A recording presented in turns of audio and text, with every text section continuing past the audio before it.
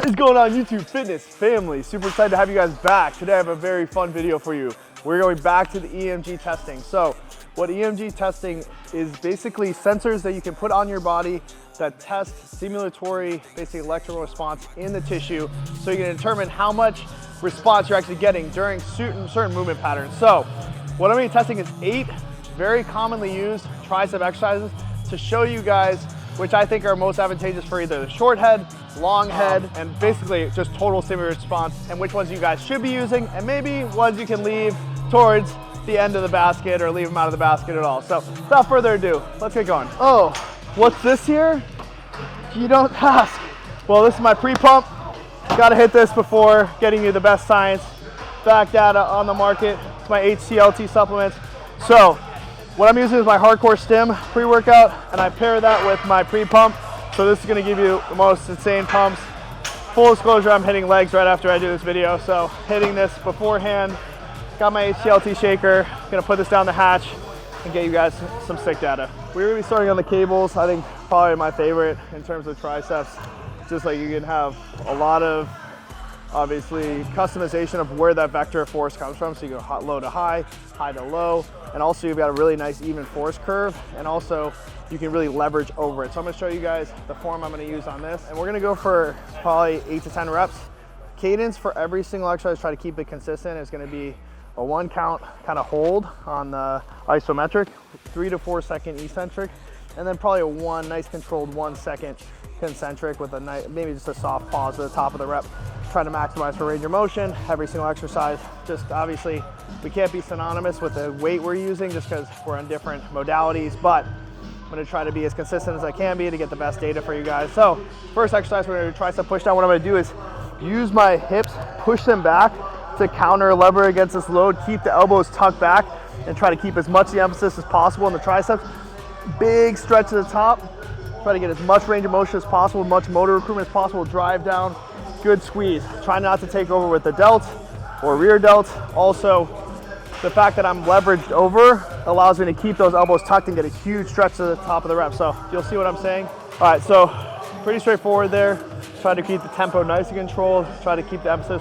Much of the tricep data looked like it came out perfect. First exercise done, 8 solid reps. We are now gonna be moving to a rope variant. So very commonly used instead of this V-grip. I prefer the V-grip so you have a little better leverage. But with rope, you get the advantage of getting to push down and out. So we'll see if that elicits a little bit of a different response. Same leverage point, hinging at the hips, trying to match the angle of my upper body to where that origin is of the cable. Pushing down and through, big stretch. Up, 2, 3, 4. All right, another clean set of data there. Sensors zeroed out after exercise, so that's what we're looking for. I think it's a tremendous exercise. You get a little more range of motion than with that V-grip because you can push down and out. I think I'm gonna get a little bit more short head activation because I have to really push out and through. As you can see, you can even see it like visibly as I push it down and through, get a little bit more engagement there. Another exercise, next exercise we're gonna do, be doing a rope overhead from a low position. So whenever I tell people to do a rope overhead, I would suggest this because what it does is it puts your tricep in a crazy stretch position, especially in that long head. So the head that kind of runs up closer to back behind and gives you that nice, really full look, especially in a front bicep. That's what you're seeing, right? So when people say like, oh, you've got huge arms and you got a nice long head, that's what's gonna show up in that kind of front bicep pose. So really, really important. You'll see how much stretch bias I get by putting in a low position and coming up and behind me. So same thing, 8 reps here, big squeeze, big stretch bias. Super surprising. Obviously, you would think that it would at least I would think I would have had blue and red are sensors on my long head, but as you can see, it actually elicited a slightly lower response as compared to our push down movements that gave us much bigger spikes and total stimulatory response as compared to our overhead variant. So very interesting data. So maybe I'm onto something, and maybe push down movements are gonna be much better than overhead movements for both heads of the tricep. Okay, next one, I'm throwing this in, literally my favorite tricep exercise. You get the best of all worlds. The point of origin from a vector of force perspective provides extremely good stretch emphasis. You can't use momentum and put your triceps on an island. So what this is you set up an incline bench facing basically directly towards that cable. You put the cable in the highest position. What this does is it takes that vector of force and puts it basically behind me, and it allows for me a big stretch bias, but also disallows any momentum. I'm gonna tuck my triceps and then make sure that we're gonna drive down and through, and I'm gonna have Phil turn on the sensors. Big response there. Have a good feeling about this one. I think it's the best of all worlds. You can load it heavy, put your triceps on an island, huge stretch bias, a tremendous amount of leverage when you get to the bottom because it's coming from back and behind you. You don't have to worry about it pulling you forward like you would if you're doing a heavy push down. That's literally something I struggle with when I do a heavier push down, is I have to really like get a ton of leverage so it doesn't pull me back into the stack. So give this one a try. We'll see how it stacks up with our other ones, but hoping it's chef's kiss. Next, we have a cable crossover. So we're gonna use the narrow cables. So if you have these, if you only have the really wide ones, it's fine. What this allows us to do is come from across body, go across, same leverage at the hips, trying to match the angle of the upper body to that origin point of the cables. We're gonna go and takes it out, emphasis out of the rear delt, drive down and through, big squeeze, slowing me up, 8 solid reps. This exercise I'm actually a huge fan of, so I'm hoping it does well. You get that really good cross body bias. I'm gonna do a single arm cross body cable extension variant I like a lot. So we'll see if it's usable. I'm just adding it on as a bonus. So what you do is grab handle, similar form, but we're gonna come here and we're gonna come cross and squeeze here. So I just think it's nice sometimes have a single arm isolation movement, just so you can almost use more leverage and get on top of it and really focus on one side than the other. All right, next we have a dumbbell overhead, probably one of the most commonly used movements. I'm gonna do the military because that's where I see most people utilizing it. So really good stretch on these. I don't know if it's gonna elicit as much of a stimulatory response just because behind the head it's a little more unbalanced in nature, but maybe it'll be similar results to the rope overhead, but I'm very interested to see the differences.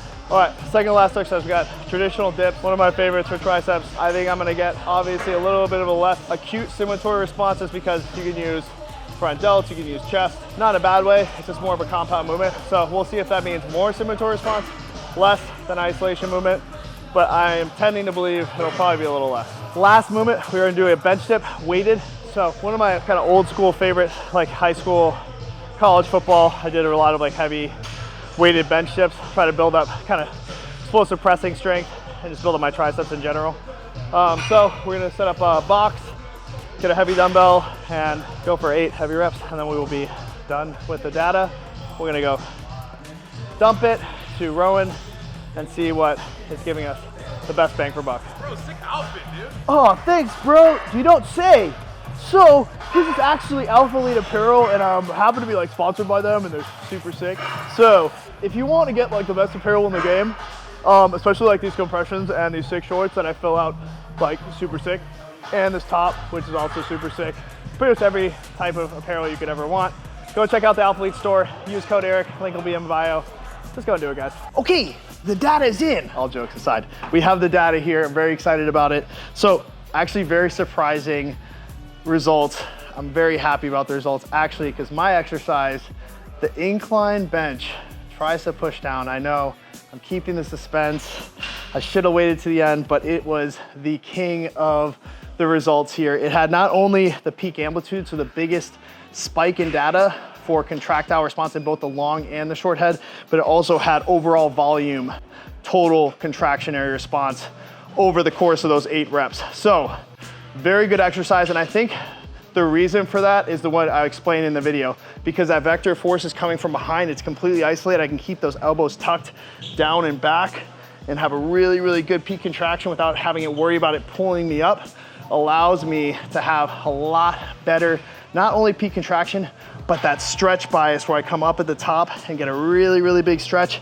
It was just the king, the best results.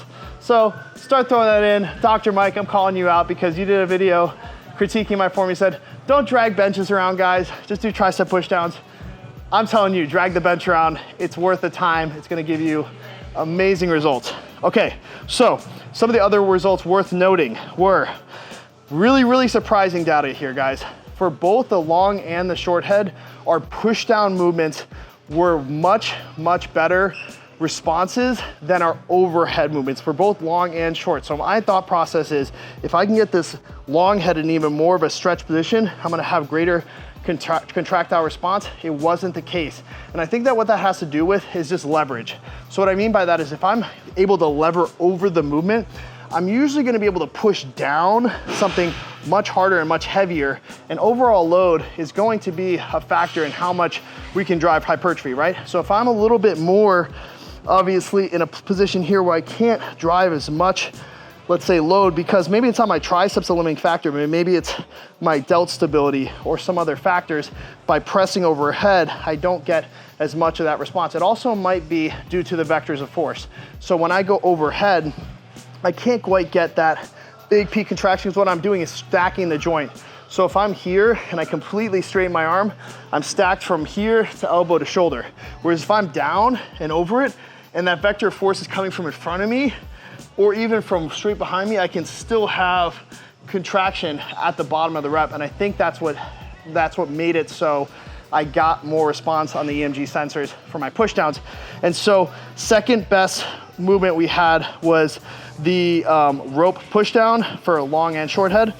And then for the short head, actually, the overhead rope extension, heavy from straight down and behind, actually gave us a big response, because I think I pressed up and out. So also a very serviceable option. If you want to do overhead, it scored way better than the dumbbell. So I would say, just due to the fact that it's a lot safer, you get more even tension throughout the force curve with the cable, with the rope, as opposed to the dumbbell. It's a more serviceable option. And then last one worth mentioning is the cable crossover.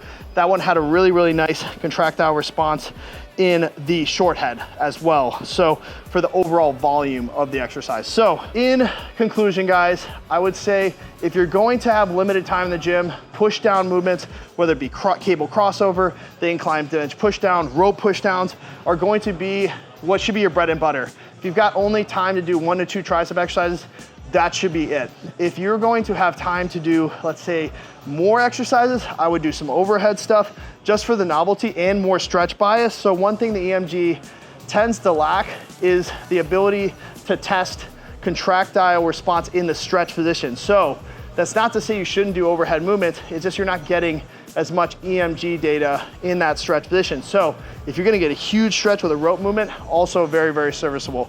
And the last thing worth mentioning, dips, bench dips, even though they didn't show up in the top of our exercises, they're very, very good at, you can do them anywhere, at any gym. Most of the time you can do a bench dip or a barbell, or a bar dip. So these are all very, very good options for you, but you shouldn't only do, let's say, only push downs. You shouldn't only do overhead movements. You shouldn't only do dips. You should cycle through these movements, because if you do them over and over again, your body's gonna acclimate, and there's only so much you can progressively overload before kind of hitting that law of diminishing returns. But then you cycle it out, throw in a couple other exercises, that's gonna be key. So don't ever watch a video like this, or anybody's video for that matter, unless it's just a dog shit movement, and say, I'm never gonna do that movement again because Mike Istratell or Eric Janicki or Jeff Nippard said don't do it anymore. Take it with a grain of salt. Make sure you're actually understanding the data that's being presented to you. And obviously EMG is a great, great tool, but it's not the end all be all. So I hope you guys are loving these videos. Remember, go and grab your Alpha Elite apparel. Go and grab your HCLT subs to support the channel. I love you guys. I will see you on the next video.